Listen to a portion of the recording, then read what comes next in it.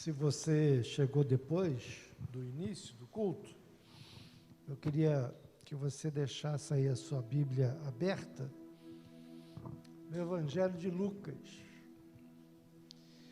e no capítulo 16. No início do culto nós lemos do verso 19 ao verso 31.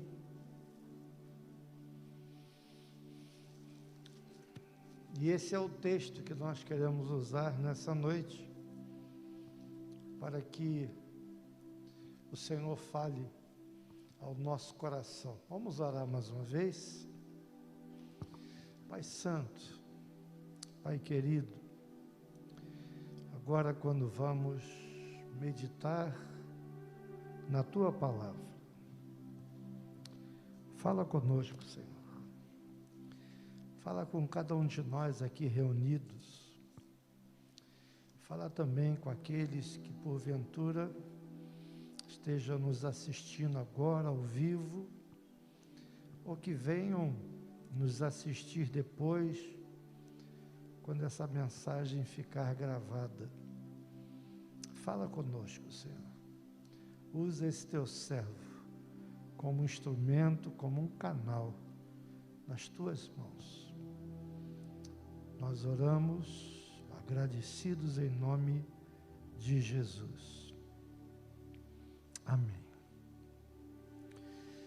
Se há uma dúvida muito grande entre os homens, ela está relacionada exatamente na questão do que acontece após a morte.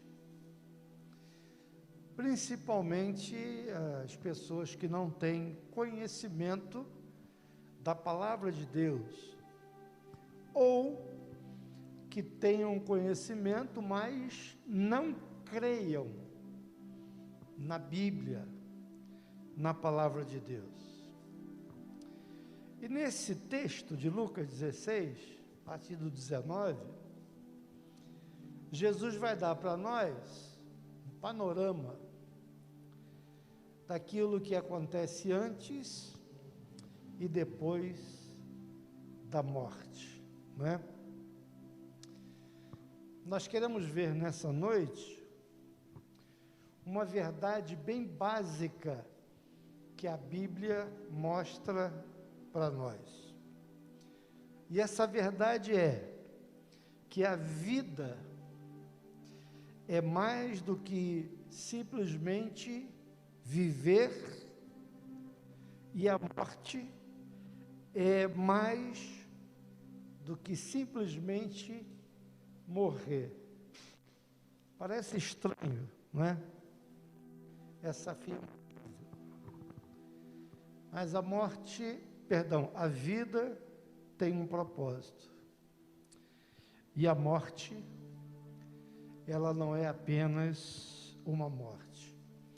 Alguns pensam que a morte é o fim de todas as coisas. Não é. É sobre isso que nós queremos falar nessa noite. Há tantas pessoas preocupadas com o que acontece depois da morte, e há aqueles, inclusive, que querem se comunicar com aqueles que morreram, por vários motivos, por saudade, por qualquer outro motivo, né? E é por isso que hoje milhares de pessoas buscam lugares onde os médiuns possam ser assim um instrumento usado para falar com aqueles mortos queridos que se foram, que não estão mais entre nós. Mas segundo a palavra de Deus, tudo isso é vão. E Jesus vai deixar isso muito claro nesse texto que nós vamos estudar nessa noite.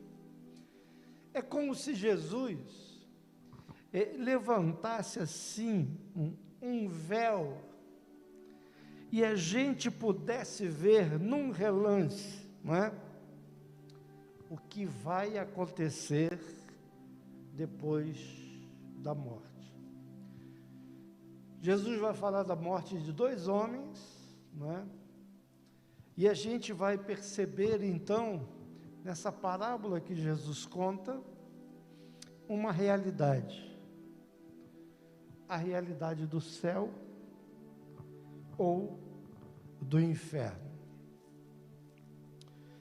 Mateus 5, 22, a gente encontra um texto ali que fala do Geena, que seria o lugar final dos ímpios. Essa palavra, às vezes, no Novo Testamento, ela é traduzida como inferno. E essa palavra vem lá do Vale dos Filhos de Inom. A informação que a gente tem é que esse vale, anteriormente, era um lugar bonito, lugar aprazível. Só que 2 reis de Israel, Acais e Manassés, ofereceram sacrifícios naquele lugar, e sacrifícios de criança ao deus Moloque. E esse lugar então começou a ser conhecido como o Vale da Matança, porque era um lugar em onde pessoas, seres humanos, eram oferecidos a Moloque. Até que o rei Josias, meu xará, quando no seu reinado, ele destruiu aquele lugar e transformou aquele lugar num escoadouro de lixo da cidade. Hoje a gente chamaria de o aterro sanitário de Jerusalém, né? E o que acontecia ali? Ali, constantemente, eram jogados detritos, e ali, naquele lugar, o bicho roía dia e noite, e o fogo era inextinguível, como acontece em muitos lugares que fazem o aterro sanitário e a queima de coisas ali. E é interessante que esse texto de Mateus 5, 22 fala desse lugar como sendo um lugar para onde vão os ímpios, principalmente porque o bicho roía dia e noite, e o fogo não se apagava, porque sempre havia detritos ali sendo queimados. Para a gente ter uma ideia, não é, do que seria o inferno ou o Geena. Agora, uma coisa que a gente precisa levar em consideração é que essa mensagem de hoje, não é, que a gente vai falar sobre o inferno, há muitas pessoas que não gostam desse estudo, dessa doutrina. São pessoas que não acreditam no inferno. Para elas não existe inferno. E por isso, muitas delas vivem de uma maneira como se o inferno não existisse. Nós estamos estudando o livro de Apocalipse, às terças-feiras agora, né? E a gente já tem visto o que será esse lugar. Quem serão aqueles que irão para lá? A Bíblia fala que o inferno é um lugar de tormento eterno. Assim como o céu é um lugar de glória, de paz, de gozo eterno, o inferno é um lugar de tormento eterno, um lugar de trevas. A Bíblia também diz que é um lugar de choro e de ranger de dentes. E a Bíblia também diz que a semelhança do Geena lá, não é? Do vale dos filhos de Inom, é um lugar onde o fogo não se apaga. A Bíblia diz também que é um lugar onde o bicho não deixa de roer, porque há sempre carne para os bichos destruírem. Podemos dizer também que é um lugar de lembranças e oportunidades que foram perdidas, lugar de remorso. Puxa vida, eu tive a oportunidade, por que eu não aproveitei aquela oportunidade? E a Bíblia também fala que é um lugar, e isso para mim é o pior de tudo, que é um lugar de separação eterna de Deus. Separação eterna de Deus. Você nunca mais vai ter a oportunidade de estar na presença de Deus. Como eu disse ainda há pouco, há muitas pessoas que não creem na doutrina do inferno, não creem nela, e o homem sempre quis apagar as chamas do inferno. Ué, pastor, como é que pode isso? Apagar as chamas do inferno? Sim. Como? Tentando anular essa doutrina. Não, o inferno não existe, vê lá. Não, né?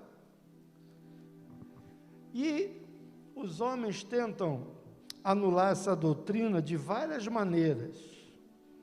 Primeiro, negando que haja uma coisa chamada pecado. A primeira coisa é que os homens negam que são pecadores. Vê lá, eu sou bonzinho, sou um bom filho, uma boa filha, um bom esposo, uma boa esposa, um bom pai, uma boa mãe, não é? Mas por que essas pessoas querem que o pecado não exista? Ora, se não há pecado, não há necessidade de castigo, não é verdade? Não há necessidade de um Salvador. E assim as pessoas tentam desacreditar o inferno. Mas a realidade é que o pecado acontece 24 horas por dia. Nós temos visto aqui, através da televisão, das redes sociais, crimes, assaltos, mentira, suborno, corrupção.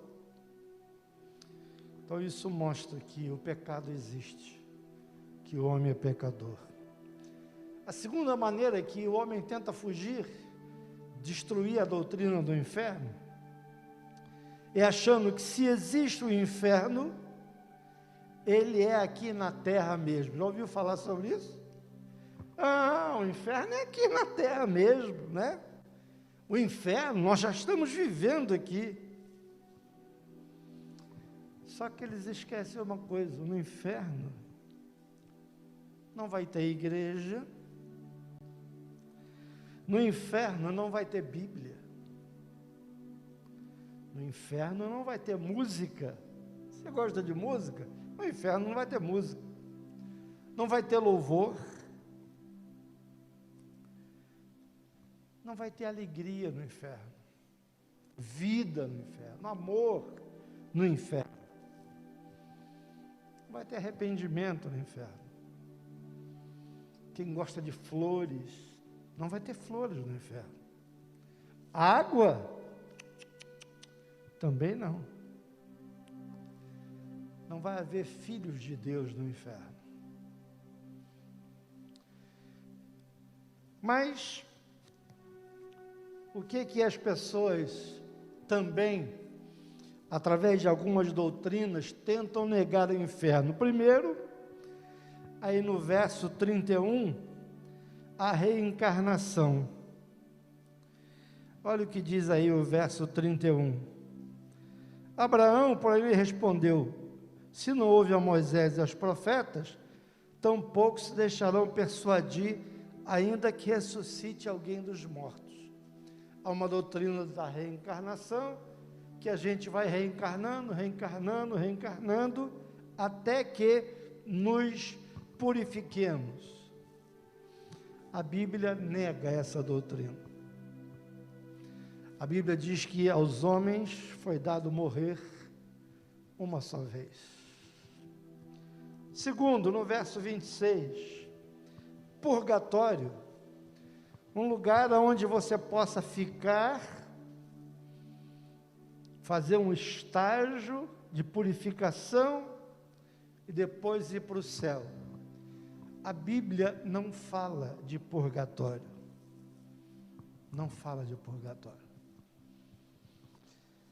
Aí no verso 23, alguns acham que morreu, então a alma fica dormindo. Ah, morreu, não vou sentir nada. Mas é isso que Jesus mostra aí? Pai Abraão, mande que Lázaro molhe o dedo e venha me refrescar a língua. Está quente para burro aqui. Hã? Ele não estava descansando a alma dele. Uma outra teoria que tentam desfazer do inferno diz o seguinte: você já deve ter ouvido essa também, mas Deus é bom demais para punir alguém. A Bíblia não diz que Deus é amor? Como é que Ele vai mandar as pessoas para o inferno? Ah, não, a gente não precisa se preocupar com isso. E uma última coisa, as pessoas hoje elas procuram ficar tão ocupadas, elas fazem tantas coisas, que elas não têm tempo de pensar nisso que nós estamos falando. Ela é como se a alma dela tivesse aprisionada em muitas atividades. Hoje o mundo é um mundo de muita atividade, de muita correria. Entretanto, queridos, nada disso, nenhuma dessas respostas, ou esses subterfúgios, conseguem aquietar a nossa voz interior, de que há um julgamento. Nem a incredulidade, nem o desprezo pode apagar as chamas do inferno. Você pode não acreditar no inferno, mas que ele existe, existe. Você pode não acreditar numa doença A, B ou C. Ah, não, eu não acredito nessa doença, mas ela existe. Acreditando você ou não, ela existe. Eu não acredito em Deus, não importa. Acreditando ou não, Deus existe. Ele é o Criador de todas as coisas. A Bíblia diz que a ira de Deus contra o pecado deve ser satisfeita em algum lugar, em algum dia, de alguma forma. Eu não sei se você sabe, mas quem, por incrível que pareça, quem mais falou sobre o inferno, sabe quem foi? Foi o próprio Jesus. Ele é o personagem do Novo Testamento que mais falou sobre o inferno. E nós temos duas opções, então.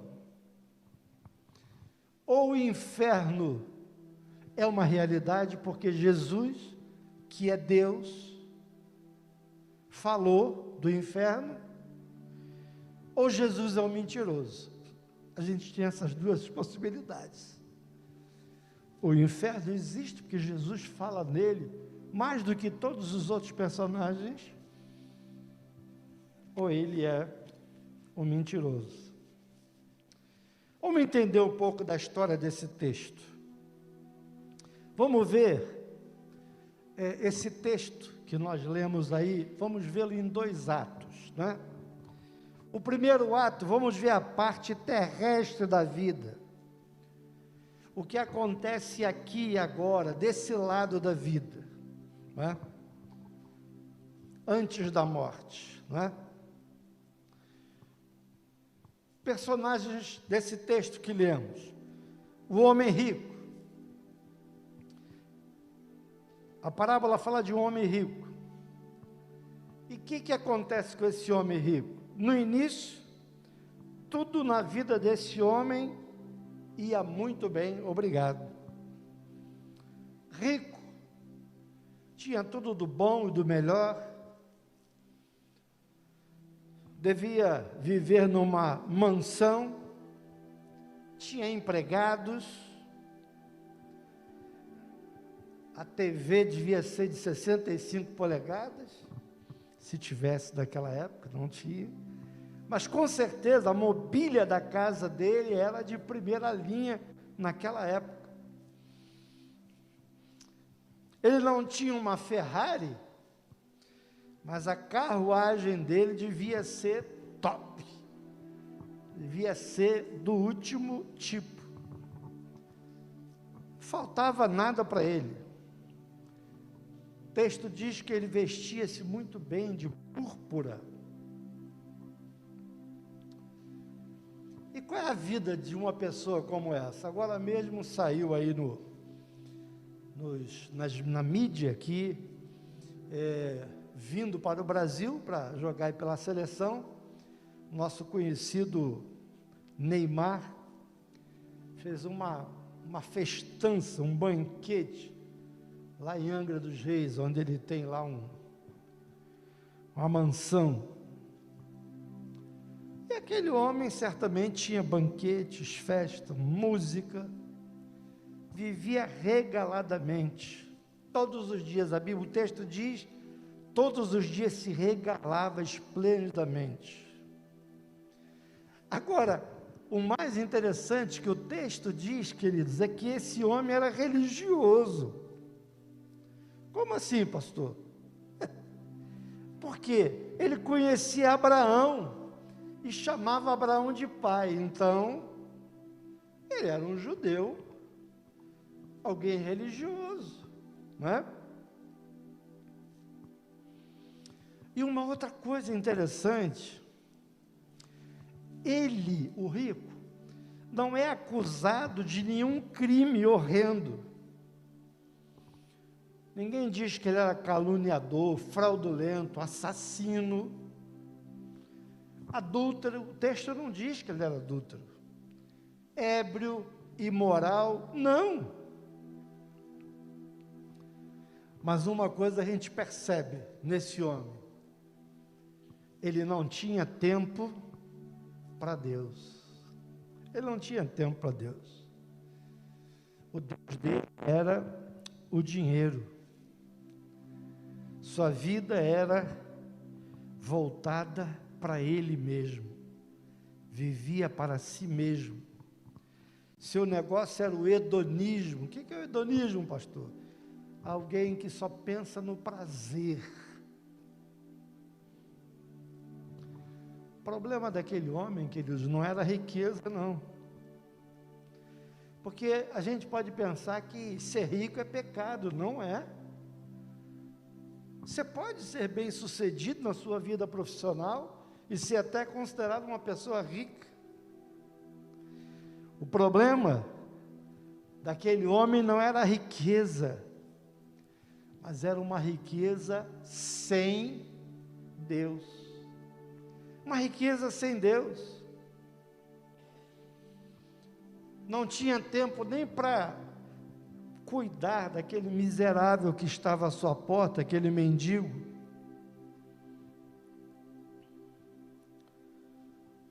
Tudo corria bem. Até que um dia o homem rico ficou doente. E falar de doença hoje, né, nesse momento que nós estamos vivendo, em que várias pessoas, ou da nossa família, ou amigos, pessoas muito próximas, pegaram essa doença e morreram, né? Do nada, você falou com a pessoa na sexta-feira, na quarta-feira ela morreu. E esse homem fica doente. E a morte está sempre procurando novas vítimas, né? E a morte entrou bruscamente na porta da frente da casa daquele homem rico. Imagina a morte, né? Enquanto ele estava sentado à sua farta mesa, bebendo, comendo, tomando vinho, né? A morte chega para aquele homem. A morte arranca o copo dos seus dedos, dedos cheios de anéis. E eu imagino a morte falando àquele homem: meu amigo, chegou o seu dia. Como diz o Cláudio Duarte, a ficha, seu número foi chamado. É hoje. E o texto diz que aquele homem morreu. Morreu. Não adiantou nada toda aquela riqueza. Agora, imagina o funeral. Você já viu o funeral de gente rica? Como é que é funeral de rico? Já pensou? Os parentes estão tudo lá. Muitos amigos. Quando você tem dinheiro, você tem muito amigo. Muitos amigos. As autoridades da cidade estavam lá para dar o último adeus àquela pessoa tão importante, tão ilustre daquela cidade. Imagina político fazendo discurso do lado do caixão. Hoje não acontece isso. E mais, muito comum a gente ver isso no cemitério ou no velório. Elogios, a pessoa elogiando o morto. Ah, como ele era bom. Ah, como ele fazia isso, ele fazia aquilo, não é? Muitas flores, muitas flores. A cerimônia religiosa, pomposa. E todos dizem, olhando para aquele homem, e essa você já ouviu: coitado, descansou. Será? Será que ele, alguém que morre sem Cristo, descansou? Você tem certeza disso? A Bíblia fala sobre isso? Não. Morrendo sem Cristo, você não vai descansar, não. A Bíblia não diz isso, né? E aqui, então, um lado da história. Agora, a Bíblia também diz que no mesmo dia a morte foi lá e cantou o número do Lázaro. O outro personagem era um homem pobre.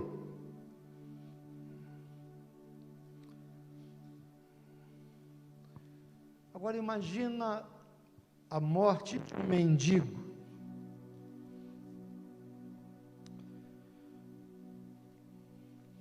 Sem amigos, não houve cortejo, não houve flores, não houve música, nem cerimônia religiosa, fúnebre. Afinal de contas, era um mendigo. Ninguém se importa com o mendigo.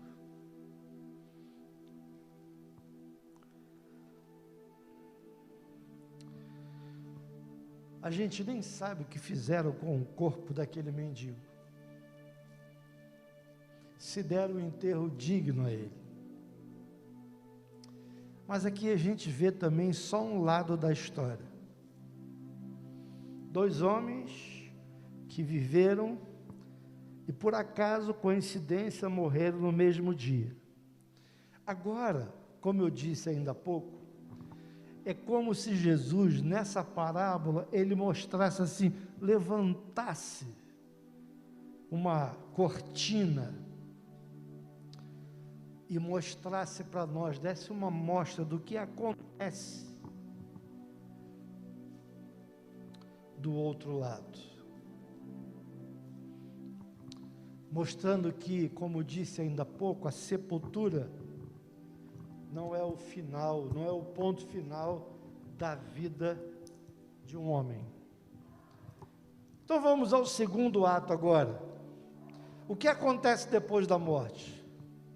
No primeiro ato, do lado terrestre, das vidas daqueles homens, a gente viu que um era extremamente rico, o outro extremamente pobre.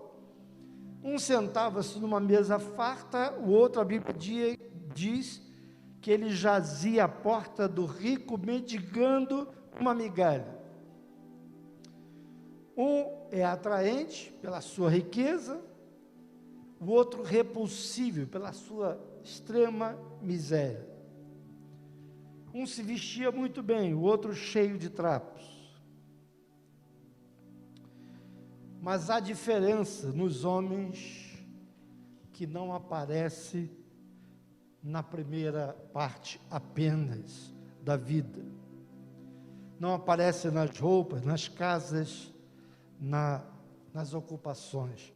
O texto diz que depois da morte, há um contraste no destino desses 2 homens. E a gente vai ver que a situação se inverteu. O que a Bíblia diz de Lázaro? Quando a cortina é levantada por Jesus, depois da morte do pobre, o texto diz que anjos, cheios de alegria, carregaram Lázaro para o céu. É interessante, todos esses nomes bíblicos, eles têm um significado, né? E Lázaro quer dizer, Deus é meu auxílio. Embora Lázaro fosse desprezado pelos homens, um mendigo, uma escória, alguém que vivia na sarjeta, prostrado ali, doente, com chagas, com fome. Embora privado do convívio humano, o texto diz que aquele homem confiava em Deus. E a gente começa a ver agora uma grande diferença aqui. O rico tinha tudo, menos Deus. E o Lázaro não tinha nada, senão Deus. E agora Jesus mostra que no céu, e eu falei ainda agora, ou a gente acredita no que Jesus está dizendo, que o céu existe, que o inferno existe, ou a gente então diz que Jesus era mentiroso, que era um falastrão, um embusteiro. Eu prefiro acreditar naquilo que Jesus está mostrando. Afinal de contas, a Bíblia diz que ele é o Filho de Deus. E agora, Jesus mostra na parábola que no céu havia consolo, música, vestes brancas, coroas, harpas, delícias perpetuamente. E logo que Lázaro morreu, a gente percebe que ele se esqueceu dos seus andrajos, da fome, das noites frias, do homem rico que o deixou na miséria, que não teve compaixão dele, porque o texto diz que ele foi confortado no seio de Abraão. E o homem rico? aquele que viveu sem Deus, depois da morte, quando ele abre os seus olhos, o texto diz, nessa parábola de Jesus, que ele estava desesperado. Enquanto Lázaro repousava no seio de Abraão, o rico não teve repouso nenhum. Como é que é possível descansar no inferno? Por isso que eu disse ainda há pouco, quando a gente fala assim, coitado, descansou. Depende. Depende de como ele morreu, ou de como ele viveu aqui, se ele morreu em Cristo e com Cristo, porque senão não há descanso.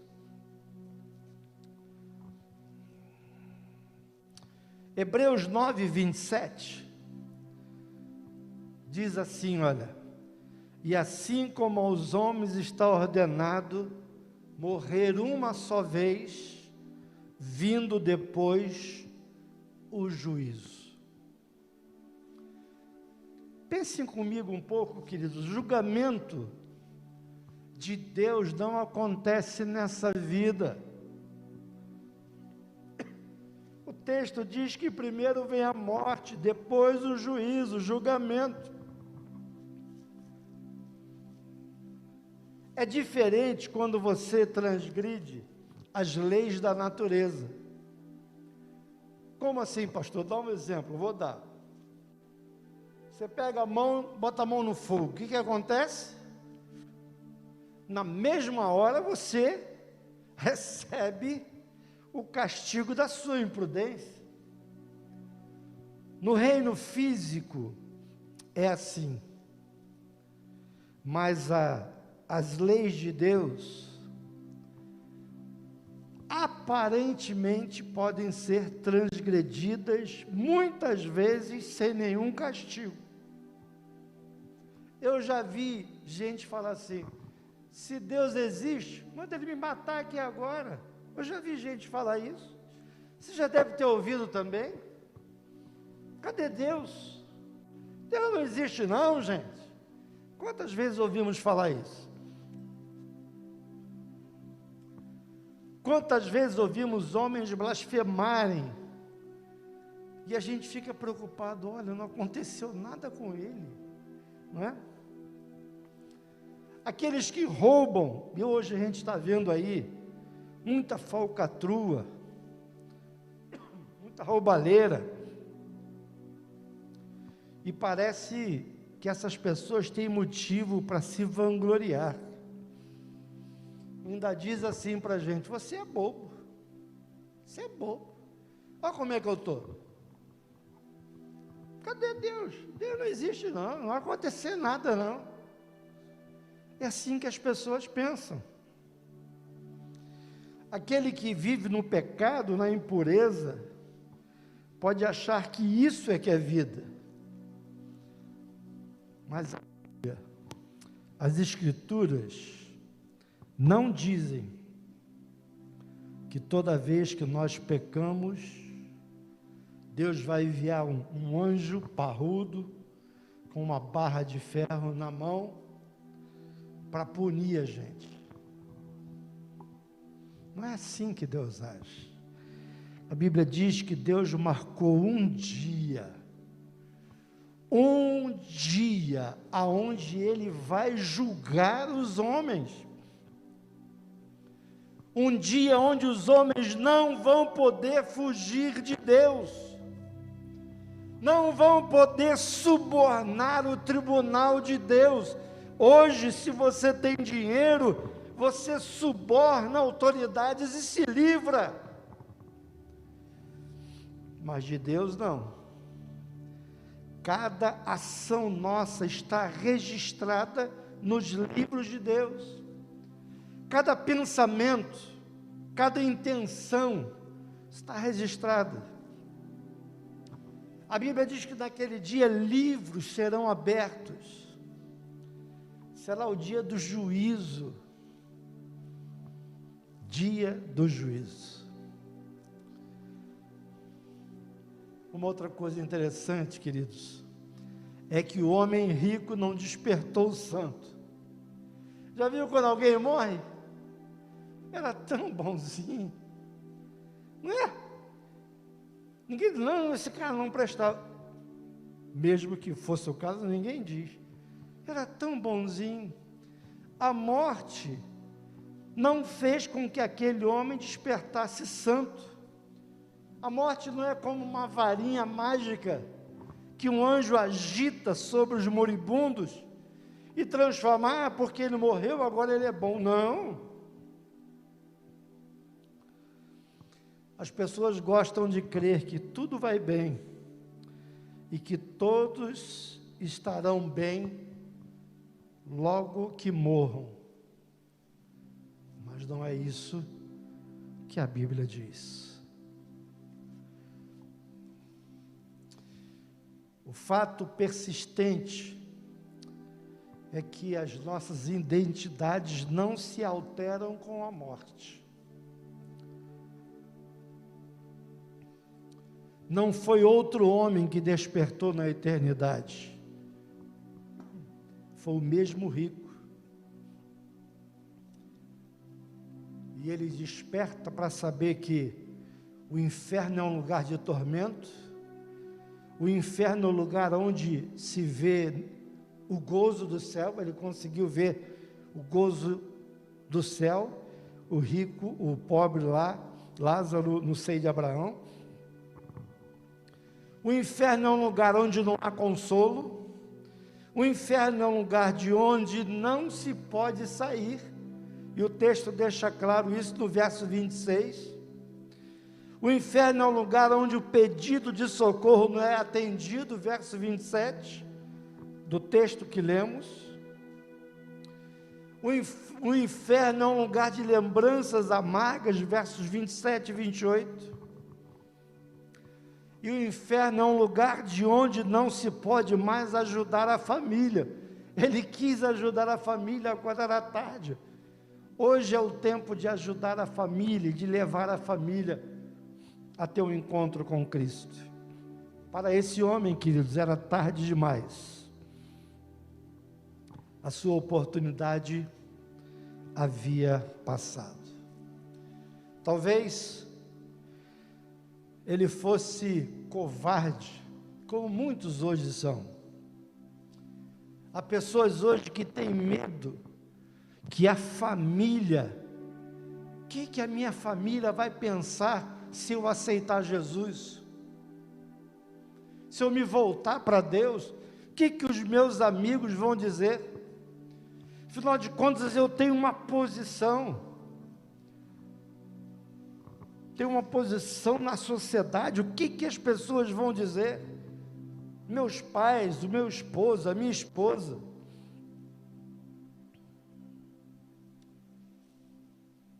Há muita gente hoje que não quer aceitar Jesus com medo da opinião dos amigos. Mas naquele dia, os amigos não estarão lá para lhe acudir. Concluindo, queridos, nesse texto, a gente aprende algumas coisas.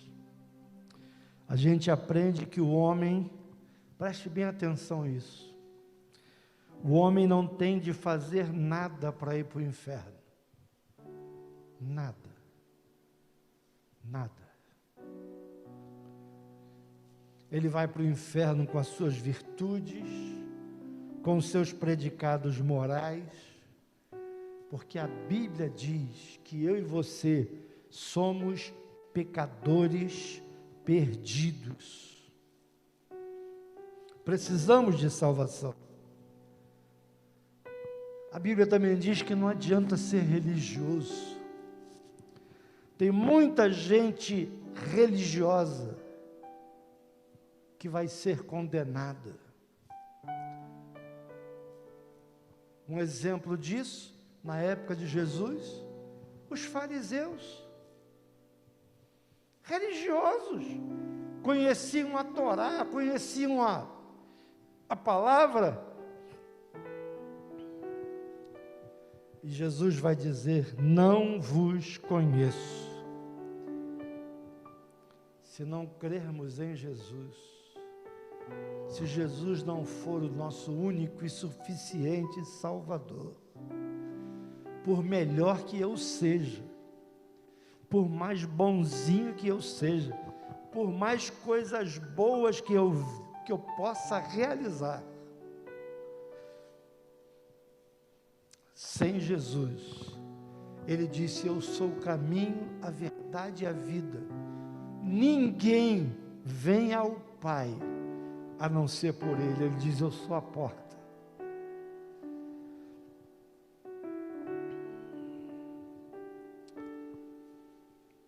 A gente aprende que não é preciso roubar, não é preciso matar, não é preciso ser um adúltero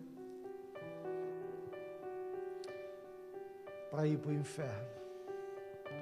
A Bíblia diz que todos pecaram, todos, eu, você, todos nós pecamos. E nós estamos destituídos da glória de Deus. Precisamos da salvação oferecida por Deus em Cristo Jesus na cruz do Calvário. O que eu faço para ir para o céu, pastor? O que é preciso? A Bíblia diz que é necessário nascer de novo. Opa, vou entrar no ventre da minha mãe? Não, não é isso. Nicodemos teve essa dúvida também. E Jesus falou para ele: não estou falando de nascimento físico, estou falando de nascimento espiritual, de ter um novo coração, de ser uma nova criatura, de confessar a Jesus como Senhor e Salvador. Só esse caminho. Essa igreja você pode frequentar quantas vezes você quiser. Você pode frequentar essa igreja, vamos falar dessa, nem vamos falar das outras. Essa igreja a vida toda.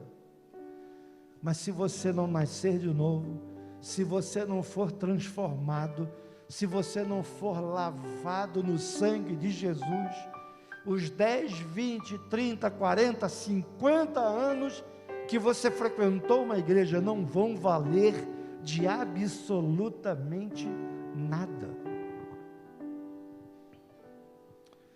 Porque a nossa salvação depende de Jesus. Se você morrer agora, essa noite, para onde vai a sua alma? Para o céu ou para o inferno? Eu quero terminar contando o sonho de Wesley, John Wesley, que iniciou o movimento metodista. John Wesley conta a história que ele teve um sonho, e chegou no sonho dele, ele morria, e primeiro ele foi no inferno, e aí no sonho ele perguntava àquele que estava à porta lá do inferno: tem metodista aí? E o diabo dizia: tem, assim. Tem batista aí? Assim. Presbiteriano tem? Assim. Congregacional tem? Assim. E aí, ele falou: mas como é que pode? Aí no sonho, ele saía do inferno e ia para o céu. Chegou lá na porta, alguém que estava na porta, aí ele pergunta: tem metodista aí? Que ele era o fundador do movimento metodista. E aquele que estava na porta diz: nenhum. Como? Não tem nenhum? Nenhum. Batista, tem algum aí? Nenhum. Nenhum.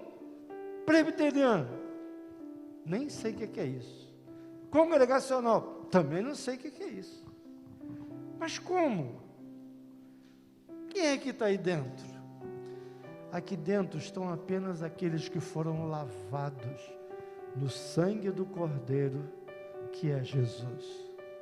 Ninguém veio aqui por causa de uma denominação, por causa de uma igreja. Nenhuma igreja leva ninguém para o céu.